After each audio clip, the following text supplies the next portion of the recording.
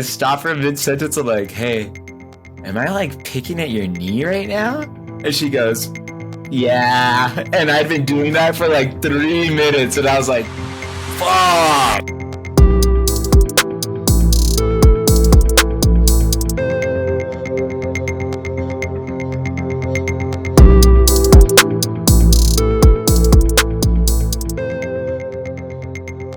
So I'm pleased to introduce one of my best friends, Jeremy Marquez, fellow podcast host of the Jabber podcast, as well as YouTuber, fencer, artist, plethora of other things, including gnarly ass skateboarder. All those things.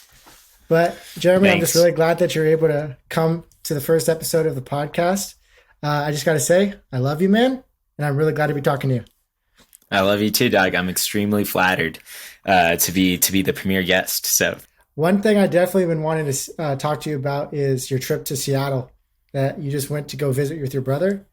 Yeah, it was super sick. I mean, they had just bought a house up there, like a proper like family house with like room to grow and all that.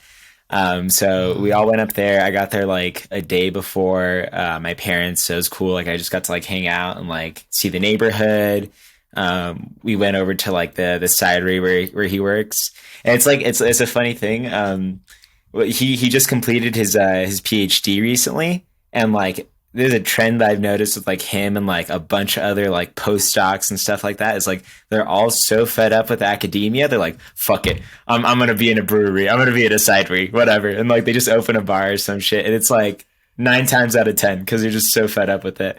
So he works at like this cool little cidery now, and like they have a bunch of like little it's juice, it's alcoholic juice, which is great for me because I'm an angry orchards kind of guy. So it was good. It was just a step up from that.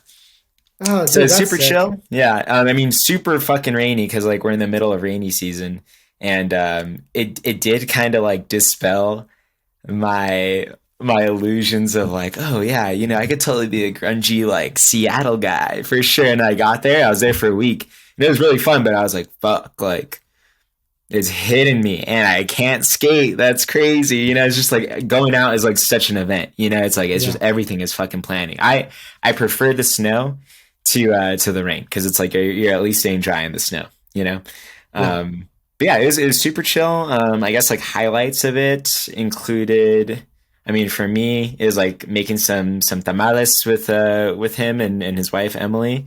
So that was like my first time being like a key person, like in the process, and like it's fucking a lot of work. My grandma will bust out like 350 like in a day, and we were like struggling like to get like 110. But granted, I was just faded the entire time. You just get that's fun. Keep going. Yeah, it was cool. They're just like limoncello. I was like, gee, don't mind that. Yeah, my grandma always goes crazy with those tamales.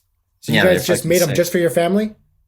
Yeah, it was just us. So my immediate family, like me, mom, dad, brother, and then his wife, and then we did Christmas night or Christmas Eve and day with his family or her family, so the in-laws. Ooh. Yeah. And how is the relationship between Emily and your mom? Like I like to give context. Did she ever get forgiven for not getting invited to the wedding? Dude, that was honestly that has to be funny. So crazy. It was so funny because it's like they're practicing or not practicing. They're planning the actual like reception, so like the real wedding now, or not real wedding because it's like at the end of the day. Fair. At the end of the day, it's like for those of you who don't have context, essentially my brother and his wife got married during COVID, and long story short, they got married on a boat. And they didn't invite my mom and dad or Emily's mom and dad because they're like, and granted, it's like I did understand. It's like, oh, it's in the middle of COVID. We don't want you to travel, but like my parents were like extremely hurt by that, and it was just like a whole like riff because it's like, oh my god, like really super Hispanic family, like the weddings and stuff are like a huge like cultural milestone.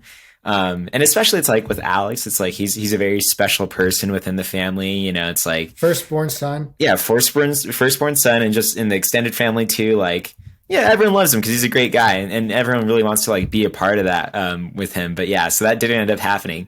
And then to add like insult to injury, they had like their postdoc advisors like walked them down the aisle, and then my parents were like, "What the fuck?" I know, it was just like it was straight like salt in the wound and shit. That's like some cringe though. Dude, and they took it like on a boat with the COVID mask. They were like, "I'm the bride, I'm the groom," and I was like, "Dude, you guys are aggressively 30." Like, it was awful. So yeah, so they were planning the wedding and stuff like while they were there, and they keep referring to it, you know, as like, "Oh, the wedding," and then my mom would just pipe up like from the couch and go, "Oh, you mean the party? Because the wedding already happened, right? I just don't think I was there for it." The party. Okay. We're talking about the party. Cool. So yeah, she's just kind of being a handful like that the entire time. It's all funny. You know how she is. Yeah. Yeah. I'm glad she was able to get her jokes in, but yeah. I'm sure that's how she deals the with little it. digs. Yeah, it's funny because it puts Emily on edge because she's like, you know, she just starts wigging the fuck out. It's funny. It really takes a lot of pressure off of you. I mean, it's like Dude, could bring home you could bring a meth head from the streets home. As long as I invite him to the wedding. You get invited to the wedding, you're good. Dude, Emily got a PhD. Like, she comes from a nice family, but she made the mistake, and now she's tainted. She's fucked. No, it's funny because like I always in my head I was like, not in a bad way, but I was like, yeah, I'm gonna be the family fuck up a little bit probably, you know, because like Alex is just really smart and really responsible, you know, and I'm just not. And then he just made one fatal flaw, and I'm fucking golden boy now. It's great. Dude, you're fucking shout out, big ups to the older bro. Nice. Yeah. Oh yeah. The thing that I really wanted to talk about was, all right, fine, fuck you then. My cat doesn't like me right now. We went to, I convinced, I begged and wheedled with Alex. I was like, it was like fucking pissing rain over there. And I put on Kurt Cobain, and I was like, damn, there really is something in the way. And we went to this really famous DIY skate park underneath one of the Seattle bridges. It's so famous that I forget the name. It's called Marginal Way Skate Park. Okay. So I'll send you some little some little clips and pictures. I don't know if you want to like splice that in afterwards. That'd be great. Everyone can see I'm a real skater. But yeah, so we pulled up there, and I was totally expecting just like a small little DIY spot, but it's like a full like super gnarly ass like transition park, like 10, 12 foot high like transition on some parts, and like kind of crusty too, you know, like it's good transition where it's like it's not like, I don't know, even in like some of the parks here, it's like vert, transition, and flat. So like you just like eat shit like on the bottom. This one's like really smooth. There's like little bumps to hips and stuff, a lot of cool stuff. And it was all it was, you know, it kind of had that diorama-esque like feel that I was talking about with like a fantasy skate park where like they painted into some of the obstacles like, oh, this is like a waterfall, you know, and like you can ride up this waterfall, you can ride up this tree trunk, you know, that's just like a cylindrical piece of concrete or whatever. So it's really cool. There's like 3 different main pools and like a big middle transition area. So is it professionally done, or does it look super DIY? It's very DIY, but like the dimensions of everything are really good. Like everything is mellow enough that like I was able to ride like just below the coping and feel okay. Like it sends you up high, but like you're not like really gonna eat shit unless like you just like stall or like miss your kick turn or whatever the fuck. So yeah, I tooled around there for a bit, and it was just cool. Like I don't know, I've been getting like a real kick out of like historical like spots and stuff lately, because I'm like, wow, like so much passion and like community like was brought together here. Totally. So yeah, it was just super fun. And the entire time I was like, dude, I wish I was here with Caleb, because I know he'd be ripping this shit. You know, you'd be getting up onto the coping. Yeah, I mean, we'll definitely have to make a trip out there someday, because like I'm telling you, it was pouring rain, so it was a vibe. It was just like thunderous crashings and just like tearing through it. It was so sick. Wow. So it was raining the entire time, I'm guessing. Did you guys literally never stopped? Did you guys get to at least explore the city or anything like that? Go downtown at all? Yeah. We went downtown, and we went to the Chihuly Glass Museum, and that was super dope. I don't know if you heard of that at all. No, definitely haven't. So it's literally like this guy who's just, he went to UW, University of Washington, and he got super into glass blowing while he was there. And so from there, he was like, all right, fuck it. Like glass blowing is my life.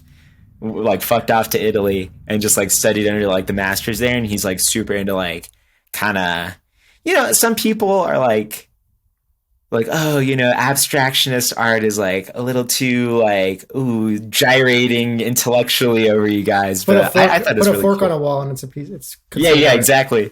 And it was cool. I think I was super blown away by it. No pun intended, but my dad was funny as fuck, right? So we're all like taking our time and like be like, oh wow, look at the artistic care and craft put into all this like this stuff.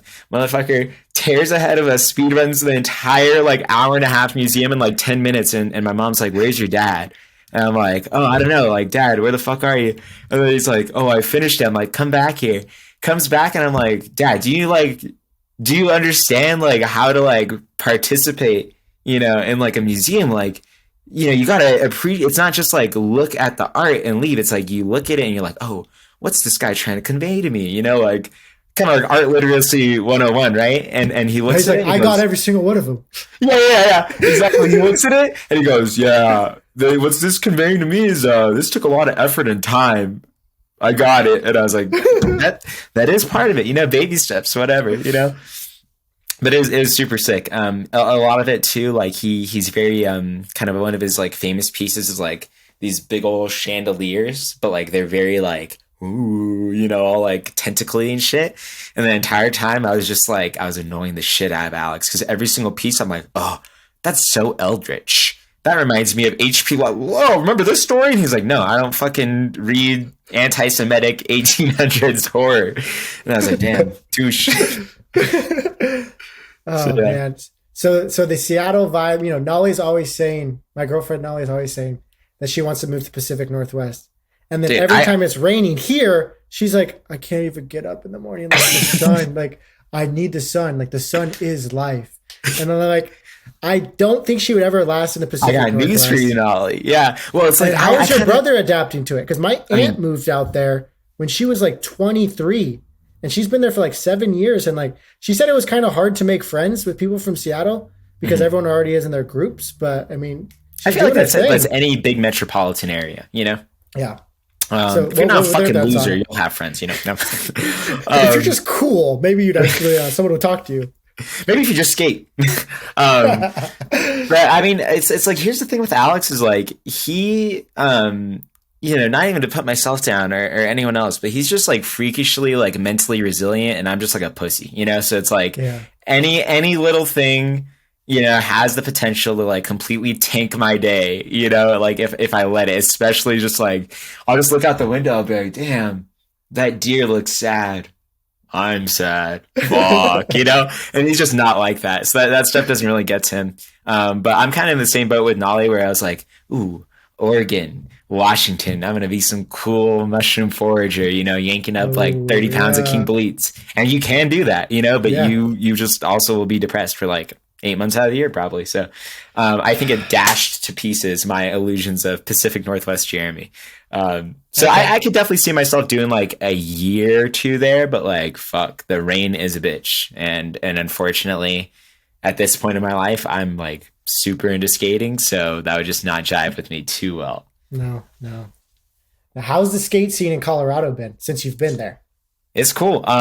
So when we first got here, so I moved from LA to Colorado Springs about 3 months ago or so, with our buddy Roger, Mr. Artiste Extraordinaire. But yeah, it's been really cool. At first I was like, okay, like there's definitely kind of not a little more, like very much more rural area than like where I come from, like pretty in the center of LA.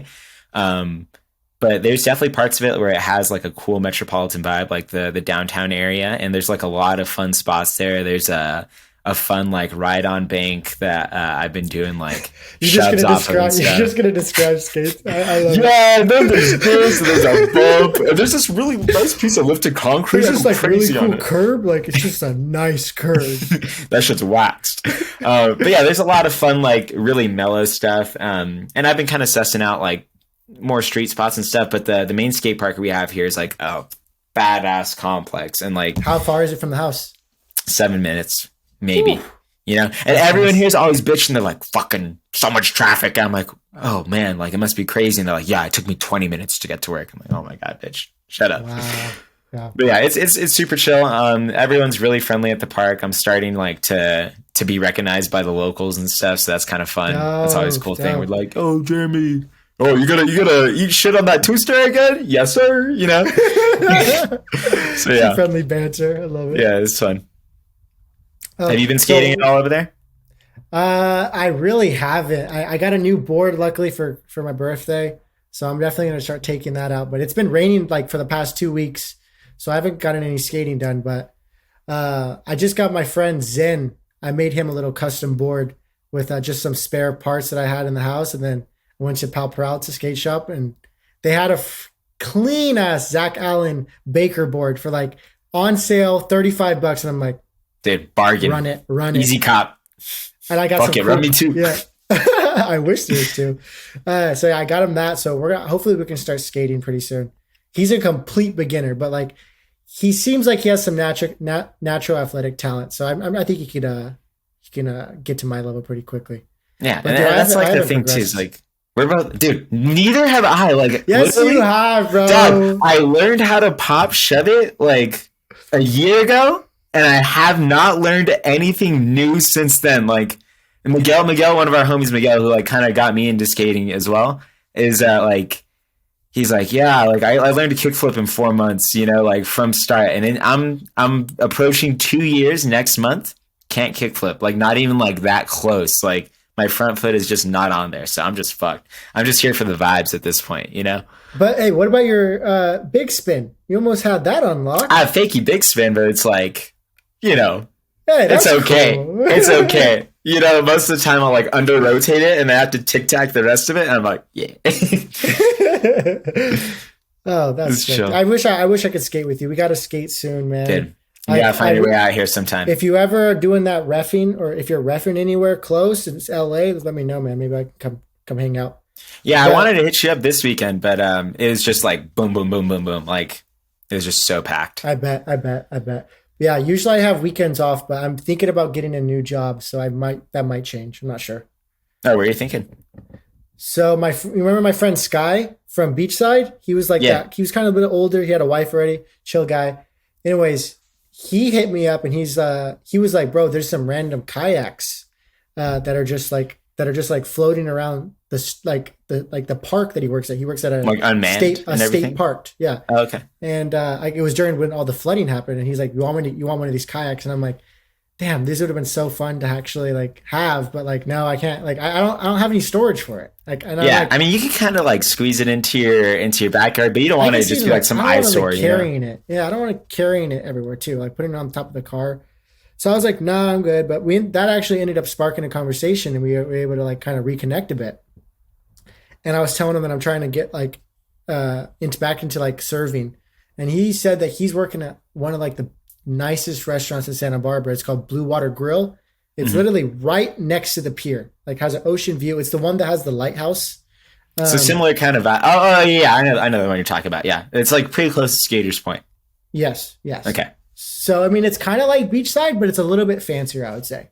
Yeah. And he was saying you could make about 400 every night on a Friday, Saturday, Sunday. Let's fucking go. And I'm like, 400 a night? That's the type of money I need, dude. So I was like, I sent my resume in, I sent my application in, and probably tomorrow I'm going to go and just show face, just see if I can get it. But he said they're hiring right now. So, I mean, hopefully if I got it in with him, like it'll go well. But I'm just trying to leave beyond hello, man. Like working at that dispo sucks. It's ass. Yeah. So Caleb and I both worked at Beyond Hello for a bit. When we were both there, I had a lot of fun when they were scheduling us together because like it's just a vibe. Because like even though management was like, you know, kind of whatever, and it was like kind of corporate vibes sometimes. It's just like you're in the dispo, chiefed with your homies on the clock. Like that's just funny as fuck. Like it was just cool. I don't know. It's like what was your like overall takeaway? I mean, I know it's like the longer you're there, the more you're like, fuck this place. But like it was kind of chill in the beginning. Yeah, in the beginning when you were there, I was definitely stoked to be there.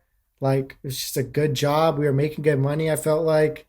But like since you left, they fired Mary, which was a cool homie of ours. Yeah. Like they even fired Kristen, which was like the main GM boss. Like good. Good, dude. It's like every day our boss Megan, who's just honestly not the coolest person, but she just comes in, she's like, every day I think that I'm just going to lose my job and all this stuff. And she's just always trying to put all that anxiety on us. And I'm like, I don't give a fuck if you lose your job. Like, stop. Nobody wanted here. And she's constantly threatening to fire me. I don't know if you've known about that. Like, no. I've gone in and I've had face-to-face conversations with her where Brittany was involved, talking about how if I'm even late 5 minutes one more time, then that's going to put me I'm going to be terminated and all this shit. And I'm like, she's constantly on my ass. Like, yo, you're going to get fired if you don't show up. And I'm like, but now when corporate puts that same anxiety on her, she's like, she can't handle it. She like breaks down and cries at her. My livelihood being threatened doesn't feel that great. That's crazy. Yeah. It's like, no, I don't got rent to pay. I just doing this for fun, Megan. My bad. Like, fucking idiot. Literally no empathy. Hopefully I can leave that place pretty soon. Literally, everyone, like, there's nobody like that's really that you even know that's still there besides Jalen and Josh. Mm-hmm. That's about it. So I mean, it's not everyone else that I will say that's new is really chill. Like really, like they always hire chill people, but that's at least the one good thing. Yeah, the best part about that job was definitely like just abusing the ox. You know, it's like everyone would be playing like some pretty classic, like either they'd be like the old heads playing like the Rasta, which was like okay. Fits the vibe, and then like, regular stuff where it's like, all right, some like cool jazzy hip hop, and then I'd grab on there and be like, let me play some sad, soft indie boy. And then people walk in and be like, what's going on? We sad today. Yep. People always, I always put your playlist on sometimes. I just would be like, it's like Jim's chum. What morning is it? Jams. Morning jams or glumful chums. Yeah, slightly like glum chums. Yeah. Yeah. I like that one. But it was funny because I don't know if you know this, but our other boss, Angelo, who's like 30-year-old Filipino dude, he actually just started his own band. He sent me a song. I have a listen. So, I mean, honestly, it's like he's going for like kind of like some indie alternative rock, which I fuck with. He's also going with like kind of that like that like Soviet techno type of vibe too, where it's like which I fuck with. He definitely has like musical talent to some degree. It's like I should listen to it at some point. Yeah, no, I think I hope I hope he actually makes some really good shit. But like he's been playing his stuff at work, and like he'll kind of like, he won't say anything though. One of the new hires, Ale, she's really chill, but she just says whatever the fuck's on her mind. She's like, honestly, who the fuck put on this trash? And Angie's like, this is actually my bad. She's like, oh man, everyone has different taste, Fuck. Poor Angela. She didn't even go back on it. She's just like, dude, I respect it though, because it's like, if you were in Angela's position, like, is it really going to make you feel better for you to be like, oh, actually, it's fucking gas, Like, no. Dude, I got to tell you another story about work. Like, I don't want to talk about work this whole time, but we have this one guy that comes in without fail at least every single day. His name's actually, I shouldn't have said I love shout out. But anyways, his name's and pretty much just to give you a rundown, he's just like probably like 67-year-old black dude, ex-military vet, super skinny. He was a church choir boy, so he likes singing. He's kind of a flamboyant type. Anyways, I'm sitting at the laundromat that's pretty close to, I guess, where he lives. And I'm doing my laundry. And all of a sudden, this fool shows up. And he's like, hey, Caleb, what up? Hey, dude, I just got done decorating my apartment for Christmas. Like, you got to come over. And I'm like, oh, no way. I can't. Like, I'm doing my laundry. He's like, oh, well, let me go to the dispo. If you're still here when I get back, I'm going to show you around. And I'm like, all right, I won't be here. And then he leaves. Dude, I'm trying to, like, I knew I was fucked because my clothes were still in the washer. I hadn't even put them to the dryer yet.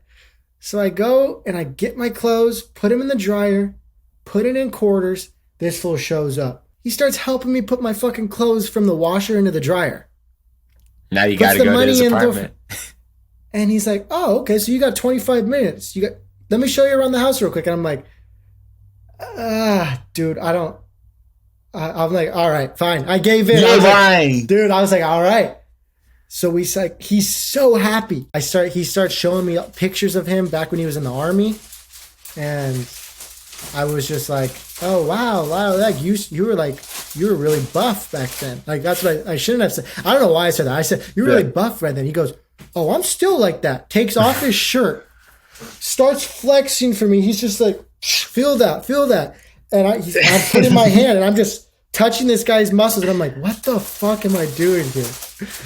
And if that was me, Doug, I would. If he had come up to me at the laundry and be like, Jeremy, I would be like, no, that's not me.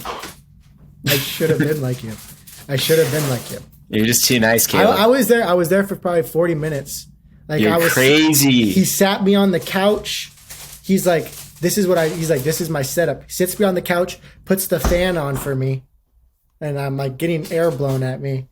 And he puts the TV on, and it's like stuck on MTV. He says he can't change the channel. Oh, have a good one. And he's like, well, let me walk you back. And I'm like, all right.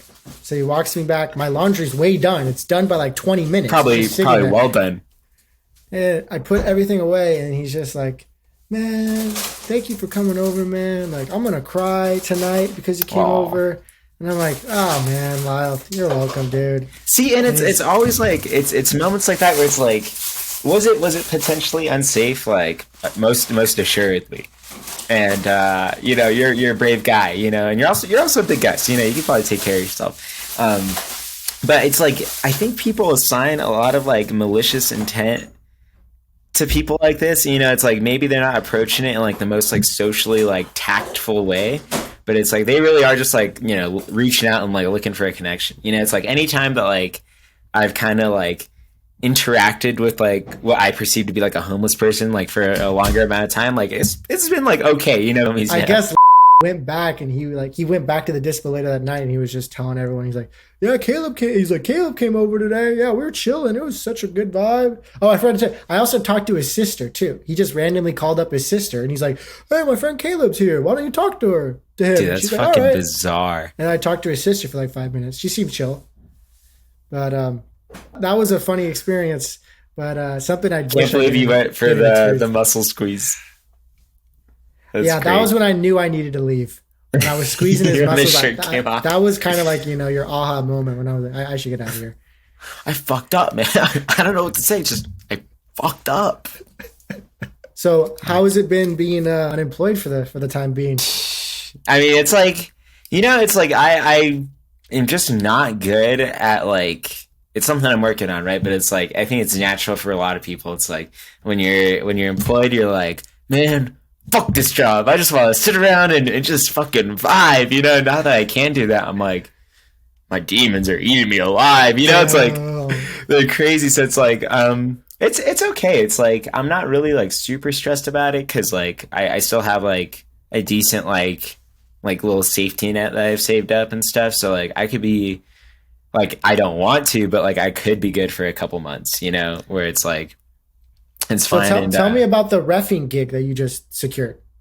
Oh, yeah. So, I guess it started a while back. Like, I would ref a little bit at, like, local tournaments, like fencing tournaments and stuff. And then when I started coaching in Torrance over this summer while I was, like, still figuring out, like, where exactly I was going to go, the coach there, Coach Force, he hired me to ref a couple of his local events. And, it's like he's pretty well connected within like the reffing circle as well. So they're like, oh, Jeremy's doing a pretty good job.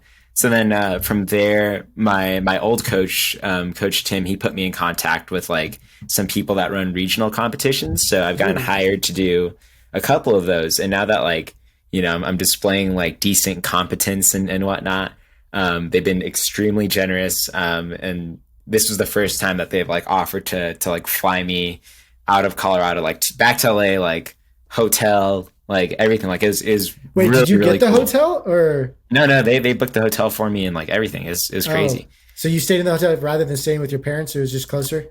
Well, it was like, it's a pretty like, it doesn't sound like it's that much work, but it's like, I don't want to be a little bitch, but it's like, it's a lot of like mental strain. Like you got to be like super tapped in the entire time because the actions happen so quick. and the refs or the coaches, you know, are like on either side of you, and like they're actively like badgering you, you know, because they're trying to like sway the call towards their kids, and then the kids are getting upset, and it's like you just got to be like super like, this is the call, you know, if someone's upset, that's Saber, baby, like it's just gonna happen. But yeah, it's like 6 a.m. Like you gotta check in at 7, and then like we usually finish like anywhere from, you know, 6:30 to 8 o'clock sometimes. Just like boom, boom, all day. So it's pretty grueling. So it just wasn't worth it for me to drive back and forth, you know. So get the hotel, knock out, wake up for the next day do it all over. So do you feel like your eyes have gotten a lot better at like being able to catch those like microsecond especially with Saber, the weapon that I do, the weapon that I like prefer to referee as well, it's just extremely fast. I mean, if anyone has not seen like about Saber fencing, go on YouTube and look it up. Even if you don't understand what's going on, it's just so fucking cool. It's like modern techie sword fighting, you know, there's lots of drama, it's theater, and that's the thing about like what makes the reffing hard, is that so much of the culture is the drama, you know. And it's like, as much as people like to bitch and moan about Sabers being like, oh, super drama queens, it's like, it's theater, like that's what makes it cool, is like the yelling, the ripping off of the mask, you know. But it also leads to tensions just being like really high in general. So it's like you gotta laser in and like literally split calls off of like small shit, like, oh, this guy's thumb went like this and the other guy didn't, like that's preparation, point to the left, you know. So it's really small stuff like that. And a lot of times both fencers will come forward and do the same exact thing at the same time, and then they'll both go both yelling for it. Yeah. And then you're like simultaneous, and then both coaches are like, fuck no, you know, at the same time. It's just like, oh my God. It's just people like fucking abusing you for like an entire day. You know, you do that for 3 days. So what's the average age of a fencing ref? At least like the ones that I'm around, it seems like they're all in their like late 40s or like 30s or so, and then there's like a small handful of us that like are in our 20s generally. And there is one girl, they just aged her out, it was so stupid, but like she's crazy. Her name's Jolene. She's, I think, well, at the time when she started reffing, she was 11, and if you talked to her, like she would ref national events, and she was the only person like as a child like reffing. And it's like you go up to her and talk to her, and it's like, it's bizarre because you're just talking to like a fully mentally like grown adult, and you're like, dude, like you are just operating like on a different mental level. She's like 12. She's 12 now. Yeah. Well, and it was dumb because like she's a fantastic ref, and then the governing body aged her out and put in a new rule saying that like that age group couldn't do it because all the coaches didn't feel comfortable like berating her. Yeah. And so then they changed it. It was like, come on, guys. Like, how about you just don't berate the refs? You know, that could be cool too. Wow. Damn. She's incredibly like unique. Like she just wants to be a fencing ref at 12. Wow. Yeah. And she's also like a fencer, like a really good fencer as well. Wow, man. So she must have been just doing it her whole life. So she's just able to pick up on those. Her brain and it's like, is able to just see it. And it's like, besides that too, it's like, it shows a lot of like mental maturity and like emotional stability that like as a child, you know, she can sit there with people like yelling and like actively arguing and being like, fuck no, that's not the call. And she's just like, nope, that's what it is. Next touch, let's go. You know, like she has a lot more composure than like even I do sometimes. Cause like, not gonna lie, it's like, it is challenging because I had a lot of bouts where a bout is like a match. I had a lot of bouts where there's this guy named Nikolai Kovalev. When I first started fencing, I was like the biggest fan, you know, like he's retired now, but like I was just like, oh my God, like I'd watch his videos all the time, just being like, I'm going to be just like Nikolai Kovalev someday. Like that's going to be my style. I fucking love this guy. And then my first regional event that I reffed, it was like at the end of the third day, like I was like, you know, I was kind of up to here with people like, I mean, it's not just like an argument, like, oh, isn't it this? Like they yell, they get in your face and like yell at you, right? And you're just like, fuck, dude, this is so stressful, right? And this guy comes up to me, like after I make a particular call, very politely, is like, hey, you know, I kind of disagree with that. Don't you think like his hand was preparing, like he was holding the hand? And I go, absolutely not. This is the touch. Back to your position, please. Like hella curt and rude, right? Because I was just like, that's how you have to be with some of these guys, or else they won't leave you alone. Right. And so I was just like, no, let's go. Like business. Like I'm the boss here. You know, it's like, I'm not even like, I feel like I don't have that, persona in my day-to-day life, but it's like, it's just like a survival thing, you know, there. Cause it's just like, fuck, I'm going to cry, you know, if I give you like any room. And so I just like kind of rude was like, fuck off, you know, get back to your strip. And then afterwards he comes up to shake my hand and I was like, Nikolai Kovalev, 3-time Olympic medalist. Yeah, you were probably right about that call. Fuck me, you know. And then I just didn't have the balls. You took it with grace, at least, you know. No. It's like, here's the thing: is like, out of all like the old ass coaches there, he is the most like sanguine and chill, and he also has had the most successful personal career as a fencer. And I think those things line up. Is that all these other coaches are like kind of, you know, attempting to live through their kids vicariously, and he's already done his shit. So he's like, look, like I'm just here to help the kid. Like I'm chilling. You know, it's like my personal pride is not on the line. Wow. I think that like it shows up. You know. I mean, that's good for whoever is like his, you know, mentees or trainees. Like, oh my God, it's so that'd funny, be a great coach to have. So, well, funny thing about it, he is a great coach, he's a fantastic coach, but he does have a kid now, and like I didn't know, and his kid also does saber, right? And I can already imagine it's hard for the kid because it's like everyone's looking at you being like, dude, you're like one of like, you know, one of the greatest to ever do it, you know? Like, you're his kid, you know, heavy expectations, big chip on your shoulder. And he has the same exact haircut as his dad. So it's like a total mini-me, right? I think he's like 12 or 13 or something. So he's on the strip and his dad's coaching him, right? The kid makes a super impressive action, right? Like, takes a big parry at the end of the strip, just like, boom, like, it's a big action. Everyone's like, oh, let's go, you know? And then he looks at his dad, he's like, I did it, you know? Papa, you know, like, you know, give me some approval. And his dad's just like shooting the shit with like some other dude. He goes, oh, yeah. And I was like, oh my God, like what a terrible movie moment. Like this kid's just like, Dad, notice me, you know? Fuck, man. I could. And it's like, he didn't even mean to do it, but it's just like, it's like, I can tell that he's like maybe overcompensating a little bit where like, he doesn't want to like, you know, he doesn't want to be like, look, I'm turning my kid into this crazy prodigy, you know? So. Right. I wonder what the philosophy of his dad was. You know, it was like, yeah, I mean, it's different. Fencing. Yeah, who knows? Yeah, a lot of the Russian guys. You know, I don't want to make general blanket statements, but you know, it's a harsher school of learning than what you might find in the U.S. And especially the Russian coaches in the U.S. Like, in my opinion, sometimes they don't approach especially with the kids bouts, because like they have students as young as 8 years old in these tournaments, right? Like in the 8-year-olds events. And they can be pretty mellow there, but as soon as they get to 10 years old, it's like they start treating them and shouting at them as if they're like a 20-year-old person. And they're telling them all these complicated actions. And I'm like, I don't think you understand like developmentally where your kid is at, because no matter how much they understand what you're trying to say, their bodily coordination is not going to be as clean as you'd like it to be. And it's like, you're just stressing them out. And it's like matches would end frequently where the winning kid would be crying, you know, because like the coach is just like all up in their ass. So it's like, I don't know. To me, at that age, it's like no careers are being made or broken. It's like you're just trying to instill a love of the sport. So it is not, I don't agree with their personal philosophy, but also I'm not like a coach with my own club. So, you know, tomato. Yeah. Well, that is definitely, I mean, it's definitely a different culture over there. And I'm sure that, I mean, it's like, back in the day, it's like, you know, if you didn't win at an Olympic sport, like sometimes the KGB would just take you out. So I see where the history comes from of you got to be the fucking best. You know what I mean? Yeah. So well, also like I was learning a lot about just like the lore of like early kind of Soviet era fencing, where it's like it was just rife with cheating, like as dirty as boxing, where people would just come up like literally in broad daylight, just be like, here's a wad of cash. That guy's not winning this bout, right? And they go, yeah, fuck no. And so it's like, even though it's not like that in the US now, they carry that mentality with them. And that's why they blow up at the refs, you know, because they're still kind of stuck in that, like, something's rigged, you know, even though it's like clearly not, you know? Yeah, it's nuts. Yeah, that is pretty nuts. And I'm sure that's a fascinating history to get through.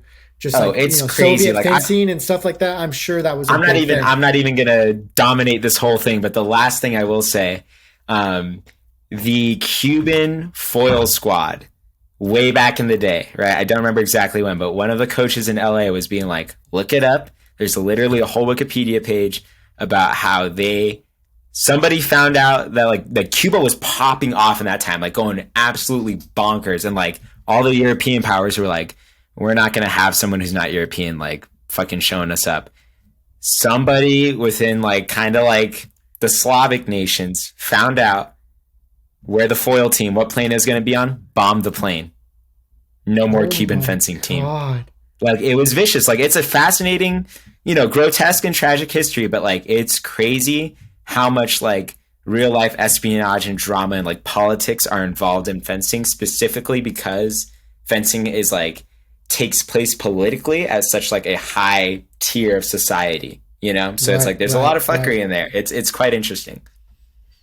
I mean, I just think, just how long fencing has been around, you know, it's insane to think that it really does have those medieval roots, and it does have even more roots in the nobility of medieval times. So, I mean, it's been in every single Olympic Games since its inception. So wow, that's crazy, Jeremy.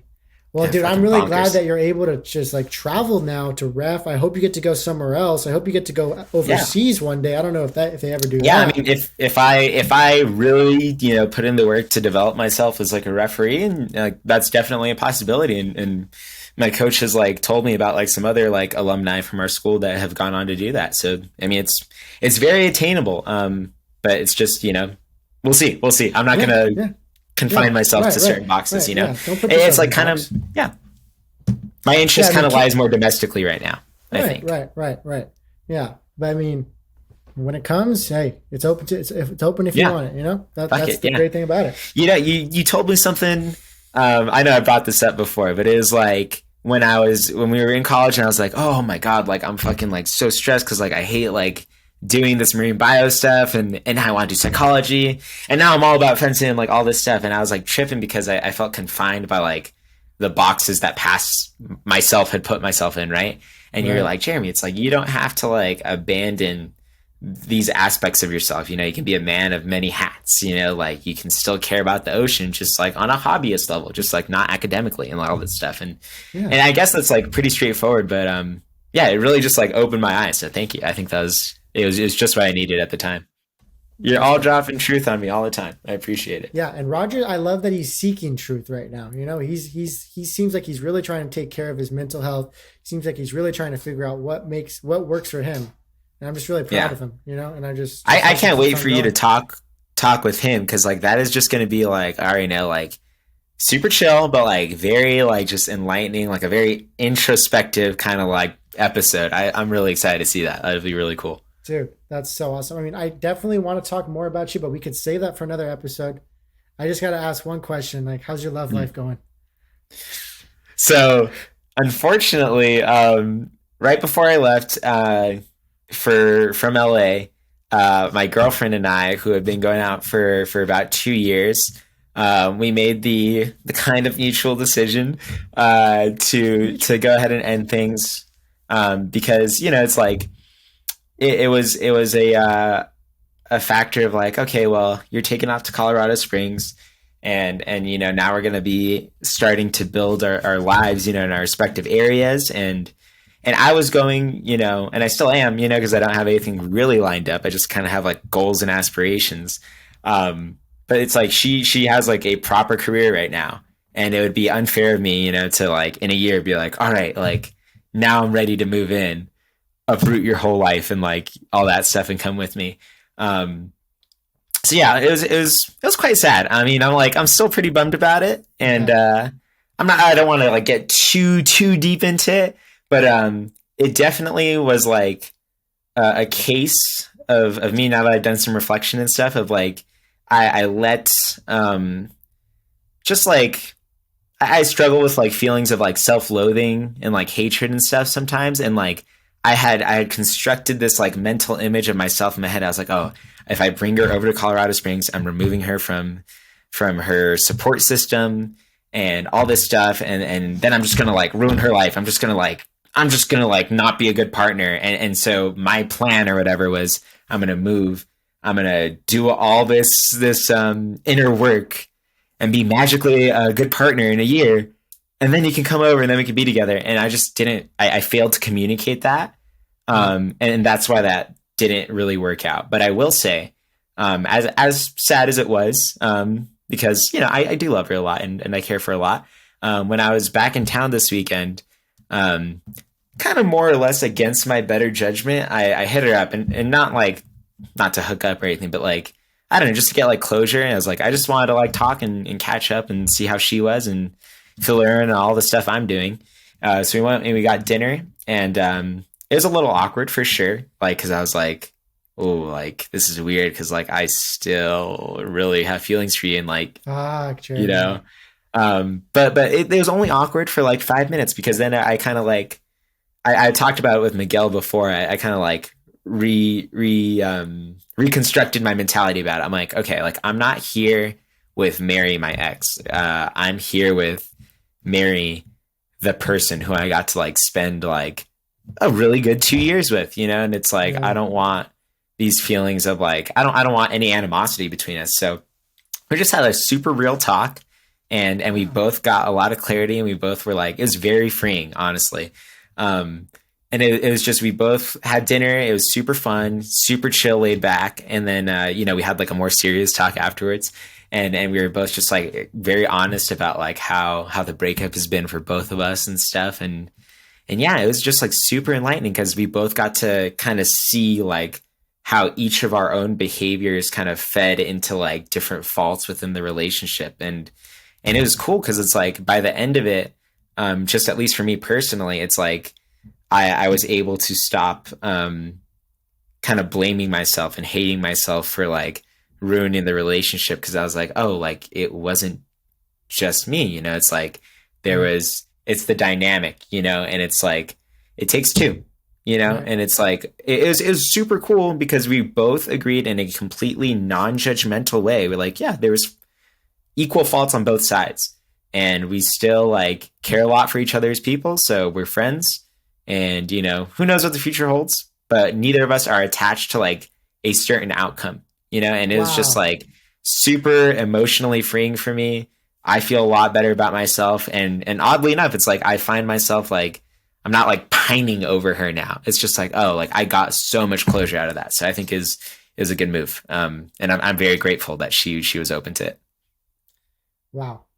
Yeah, I'm sorry to throw that on you. We could definitely cut it out of the pod for sure if you don't want to. No. I think that's fine. I think that's. I'm happy to share that. On you, and I just wanted to, you know, because it's just like you got so much. You know, me and Nolly were talking about this yesterday. We're like, you got so much, like, you know, goodness in your heart, and you know, you're such an attractive guy as well. On top of that, so it's like I was saying, yeah, like you could really. I just saying you could really find happiness and find love out there once you put yourself into that position where you want it, but. I mean, don't rush yourself. If you're feeling like you're still, you know, going to go through your own solo path until you're ready for something like that again.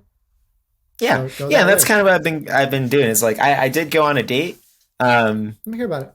Fucking disaster. Like the reason I asked, just for the pod to know, and we're going to get into this again, it's Jeremy has some of the best stories when it comes to interactions with the opposite sex. It's like I'm just a cringe. Some of the funniest fucker. moments of my life is just hearing Jeremy after he's come back from a date.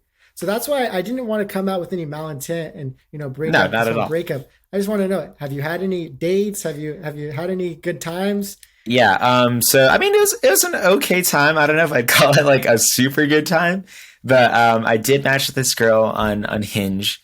Of all things, right? And I was like, you know, I was feeling super guilty, because I was like, oh, like I know Mary and I are broken up, but like, is this like still like weird or anything? But Roger's like, dude, like, just go. Like you're not there for anything. You're just there to talk to a person, you know, like just think of it like that. And I was like, okay, for sure.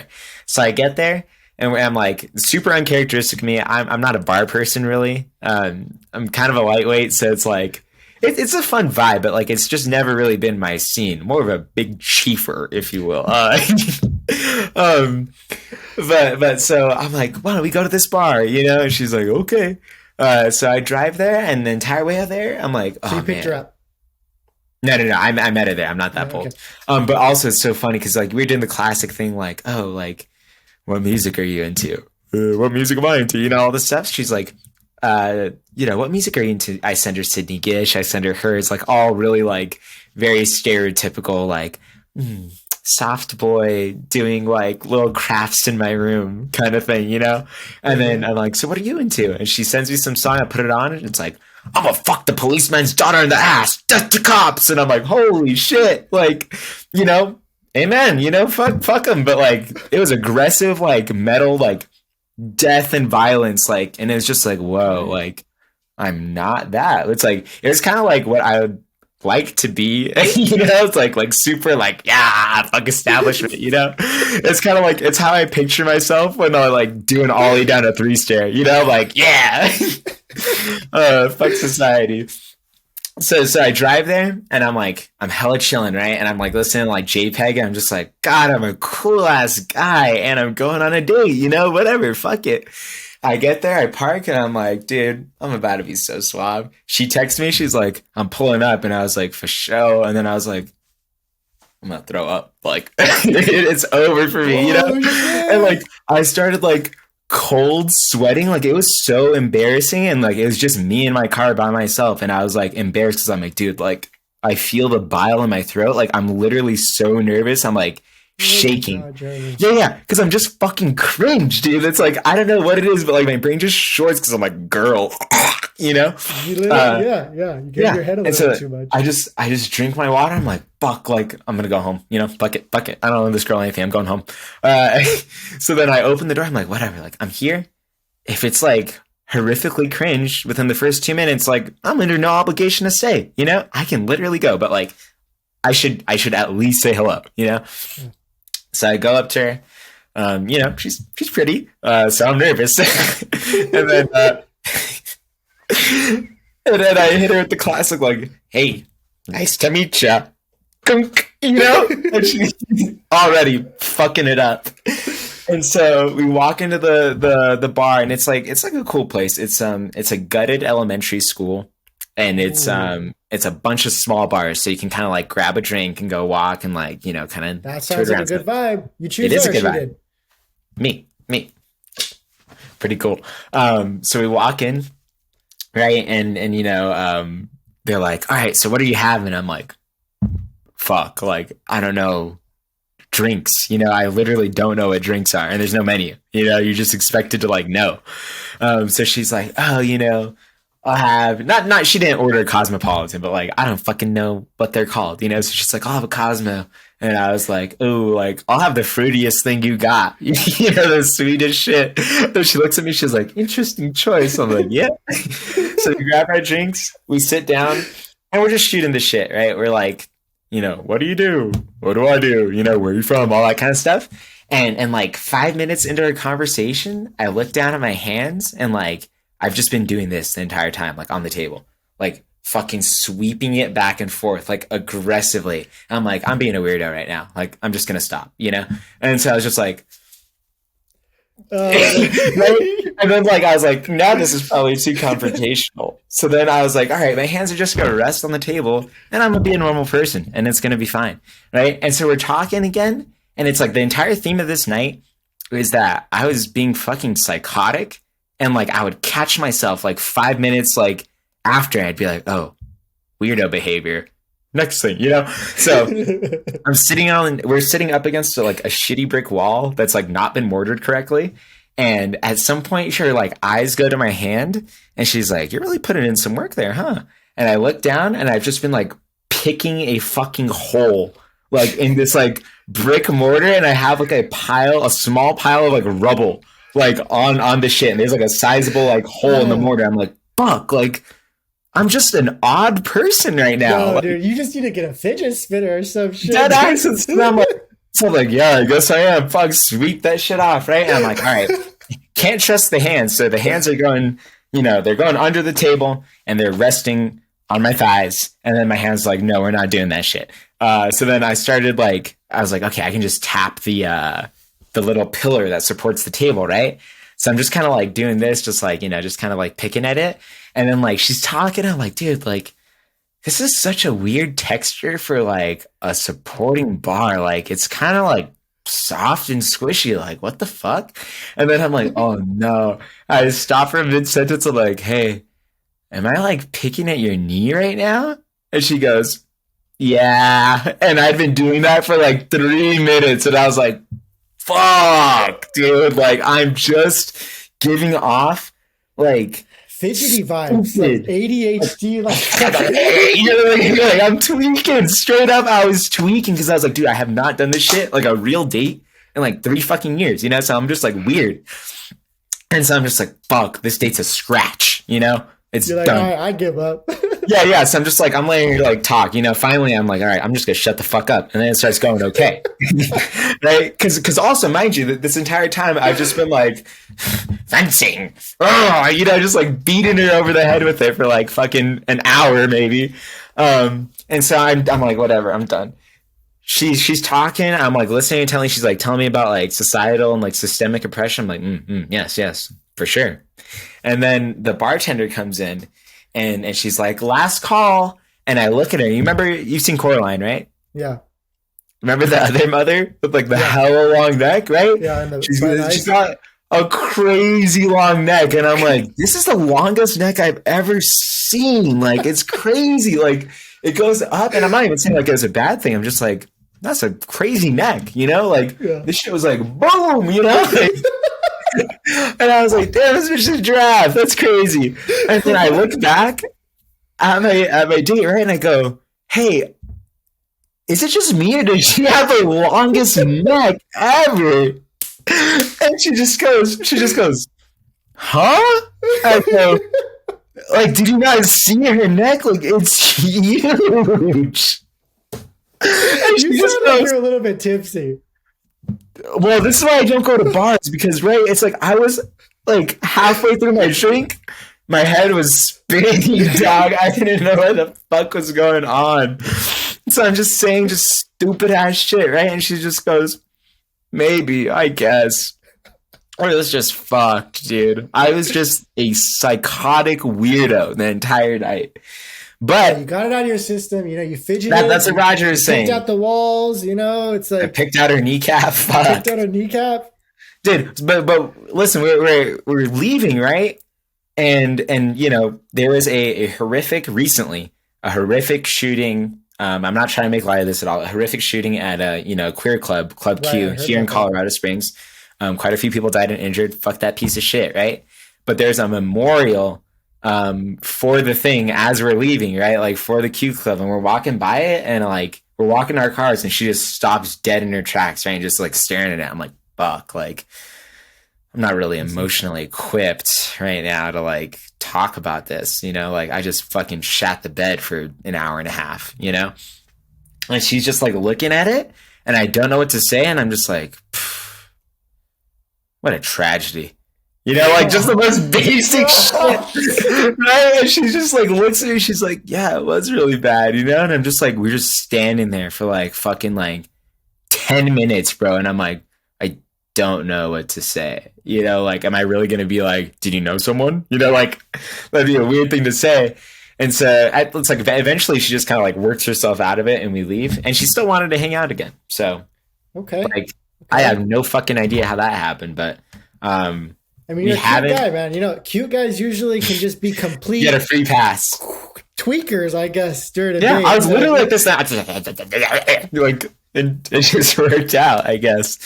But yeah, at the time, I really wasn't like feeling like emotionally ready, and like I was like, dude, like straight up, like, this is gonna be a waste of your time, because it's like I'm just not like in a position to be like dating, or like a partner yet. So, but she, I was just upfront with her, and it worked out okay. So, well, that's good to hear, man.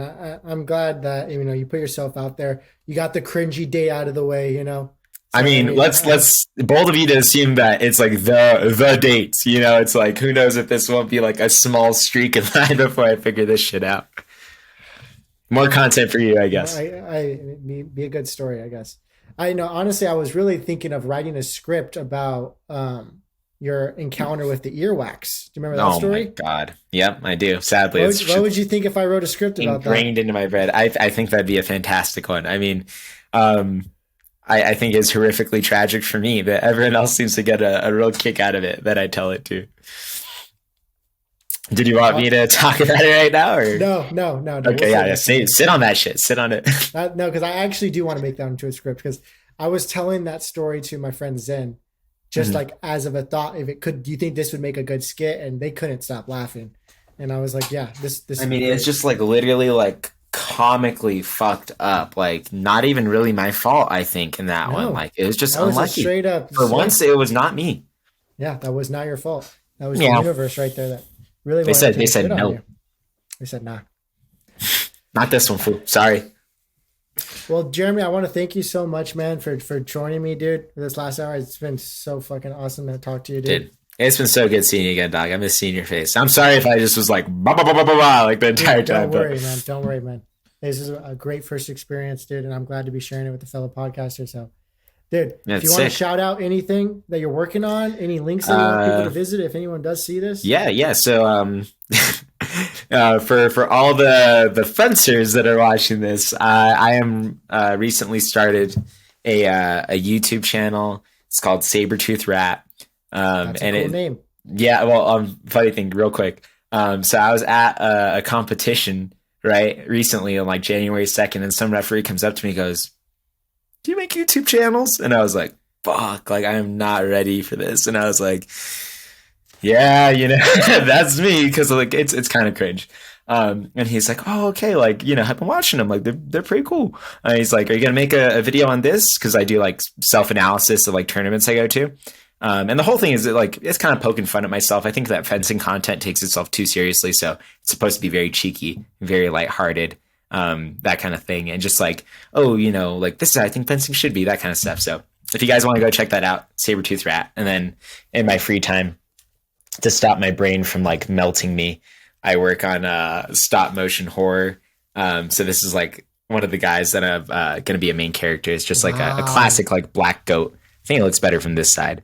I think it looks really good. With the fur texture, where'd you get that from? There's a really cool shop nearby called Who Gives a Scrap, and it's like a bunch of just bullshit in the store, like a bunch of little knickknacks, and you can get everything for like 25 cents a piece. So I got like all the fur I needed for this guy for 10 cents, and then just bought some clay for the hooves, and then just worked out the eyes with and the horns with aluminum foil, and gave him some teeth. So. And that's Crooked Effigy Theater. That's what I post my my films under. No, that's awesome, dude. Anyone, you got to check it out. He's done a terrific job on his. It's gonna be a bunch of fun stuff. And it looks like they're getting scarier as it goes by. So I mean, that's good. We'll see. All right, Jeremy, Doug. It was super good seeing you again. Love you lots. Say hi to Nolly for me. I will, brother. All right. We gotta get you out here sometime. All right, dude, for sure. All right. See ya, man. All right. Love you. Bye.